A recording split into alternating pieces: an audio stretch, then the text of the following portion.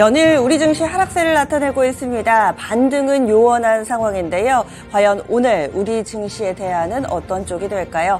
오늘 하루도 성공적인 투자 전략 저희와 함께 세워보시죠. 먼저 영향을 미칠 만한 핵심 뉴스 뽑아봤습니다. 네, 계속해서 속보를 통해서 전해지고 있습니다. 현지 시간으로는 오후고요. 지금 우리 시간으로는 27일 아침부터 한미 정상회담 그리고 있었던 이 공동 선언문과 관련된 여러 가지 해석들이 나타나고 있습니다.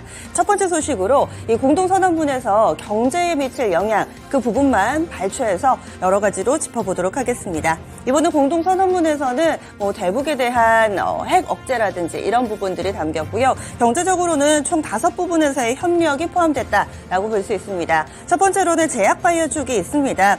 연구개발에 함께 하겠다. 그리고 제약바이오 기술을 위해서 인프라와 데이터를 공유하겠다. 이 제약바이오 쪽에서는 이런 내용이 포함이 됐고요. 두 번째로는 배터리와 에너지 기술입니다. 여기에 있어서는 저장 기술 그리고 또 차세대 배터리 소재와 공정 기술, 청정 재생 에너지 기술에 대한 연구개발에 협력하겠다라는 내용 포함되어 있습니다. 세 번째로는 반도체입니다. 반도체에 대해서는 최첨단 및 기타 새로운 반도체 기술 발전을 위한 연구개발의 협력이고요. 네 번째로는 디지털 경제입니다. 여기에선 데이터 보안 그리고 신뢰에 기반한 데이터의 자유로운 이동에 대한 이 공통의 접근법을 가져가겠다라는 내용을 담고 있습니다. 이 부분이 조금은 덜 알려졌던 내용인데요. 이와 관련된 종목군들 시장에서 계속 찾아내겠죠. 마지막으로는 이제 양자라는 키워드가 담겨 있습니다. 양자 정보 과학 기술. 상대적으로 다른 선진국에 비해 우리나라의 양자 기술이 아직은 좀 미진한 수준이다라는 평가를 받고 있는 가운데 미국에서는 이 양자 암호, 양자 통신과 관련해서 굉장히 발빠르게 기술 개발에 나서고 있죠. 이 부분에 우리나라도 협력한다. 연구 협력을 심화하겠다라는 내용까지 총 5가지가 담겨 있습니다. 배터리라든지 반도체는 어느 정도 알려졌던 내용이고요. 그러면 관련된 종목으로 양자 쪽 체크해 보도록 하겠습니다. 양자 관련주로는 드림시큐리티, 우리로, KCS 그리고 우리넷 같이 비교적 사이즈가 작은 종목군들이 자리 잡고 있습니다. 반응이 나올까요? 첫 번째로 한미정상회담 공동선언문이 우리 증시에 미칠 만한 부분들 점검해봤습니다. 다음 두 번째입니다. 계속해서 경제사절단 그리고 또 윤석열 대통령의 미국 방문과 관련된 내용으로 두 번째 뉴스 준비해봤습니다.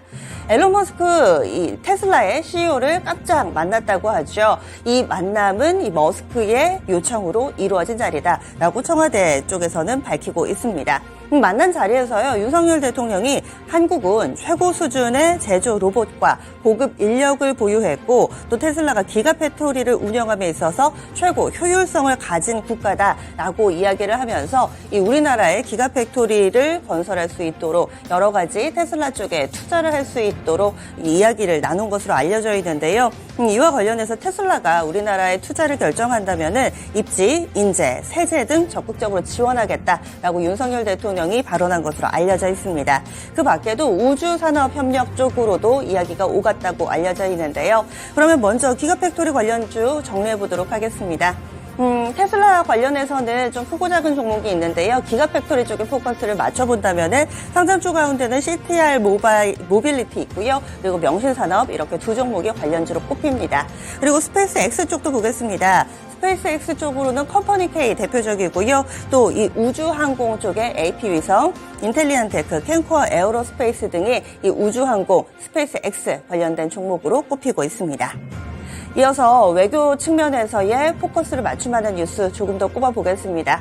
우크라이나와 러시아의 전쟁 언제쯤 끝날 수 있을까요? 여기에서 시진핑 중국의 국가주석이 개입을 하면서 과연 구원투수가 될 수 있을 것인가 기대를 모으고 있습니다. 젤렌스키 우크라이나 대통령과 시진핑 중국 국가주석이 처음으로 전화 통화를 했습니다. 우크라이나와 러시아의 긴장 국면이 시작된 이래로 첫 번째 이 통화라고 하는데요. 상당히 깊은 통화였다라고 이 젤렌스키 이 우크라이나 대통령이 밝혔습니다. 길고 뜻깊은 통화였다라고 했고요. 또 시진핑 중국 국가주석은 협상이 유일한 출구다라면서 중재 외교 가능성을 시사했습니다. 이 둘의 통화 내용과 관련해서 EU 측에서도 환영하고 나섰습니다. 중국이 역할을 해서 러시아가 침략을 멈추도록 하는 그 첫걸음이 되기를 바란다라고 EU 측에서는 입장을 밝히기도 했는데요. 그러면 이제 우크라이나와 러시아의 이 전쟁 끝을 맺을 수 있을까요? 우크라이나 재건 관련된 종목으로 시선을 옮겨보겠습니다. 관련주입니다. 현대 에버다임이 있고요. 데모, 섬, 기계공업, 해인 등의 종목군들이 있습니다. 건설 중장비 쪽, 이런 쪽이 관련된 종목으로 묶여 있습니다. 이어지는 뉴스입니다. 최근 들어서 다시금 코로나가 확산세를 나타내고 있습니다. 새로운 변이가 등장했고요. 전염도 굉장히 강력한 것으로 알려지고 있고 또 이 코로나는 또 특이성이 있어서 이 부분도 주목을 받고 있습니다. 바로 인도를 중심으로 빠르게 확산 중인 코로나19 신종 바이러스 XBB.1.16이라고 하는데요. 우리나라에도 유입된 것으로 파악이 됐습니다. 지난달 9일에 국내에서는 처음으로 검출이 됐는데요. 상당히 전염성이 강한 그 바이러스로 알려져 있습니다. 지난 1월에 인도에서 처음으로 발생을 했었는데요. 2월 돼서 100명대 그리고 최근에는 10,000명대까지 빠르게 확산되고 있는 상황입니다. 따라서 국내에서도 이미 유입이 됐기 때문에 안심할 단계가 아니다라고 상당히 긴장이 고조되고 있는 상황인데요. 이 바이러스 같은 경우는 안구 질환을 동반한다라는 점이 가장 큰 특징이라고 합니다. 결막염이라든지 안구 충혈 그리고 눈 가려움증을 동반한다고 하고요. 성인보다는 어린아이나 노약자 쪽으로 이런 증상이 조금 더 빈번하게 나타나고 있는 상황입니다. 그러면 안구 치료제에 관련된 종목군들 이 시간 점검해 보시죠. 삼일제약 있고요. 그리고 안국약품, 국제약품 대표적으로는 삼천당제약이 있습니다. 다만 삼천당제약은 올해 들어서 먼저 상당히 강력하게 단기간에 오른 만큼 근래 들어서는 주가가 약간은 좀 꺾여 있는데요. 관련된 종목으로 정리해봤습니다. 마지막으로는 간밤 미증시에서 힌트 찾아보겠습니다. 뉴욕 증시는 여전히 은행 위기와 관련된 우려감으로 눈치를 보고 있습니다. 3대 지수는 혼조 양상으로 거래를 마쳤는데요. 특징주로는 시간의 거래에서의 이 급등 움직임을 나타내는 메타 볼 수가 있습니다. 메타가 장 마치고 나서 실적 내놨는데요. 이 부분이 좋았습니다. 어제 알파벳이나 마이크로소프트를 보는 마치 데자뷰 같은 현상인데요. 장 마치고 내놓은 메타의 EPS는 2.20달러였습니다. 시장 예상치는 2달러 정도 되면 다행이다. 2.03달러로 예상을 했었는데요. 이것을 상회하는 수치로 나타나면서 메타, 시간의 거래에서 즉각적인 반응이 나타나고 있습니다.